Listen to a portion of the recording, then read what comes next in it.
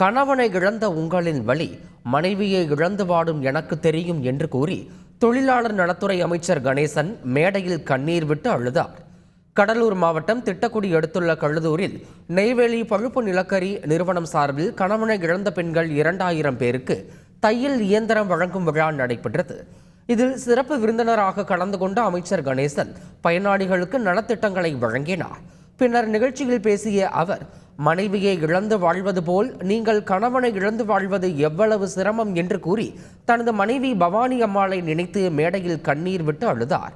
அப்போது நிகழ்ச்சியில் கலந்து கொண்ட பெண்கள் கண் கலங்கினர்.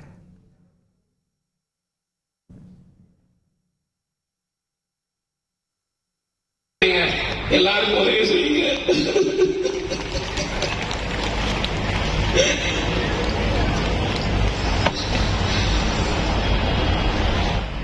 மன்னிக்கணும்.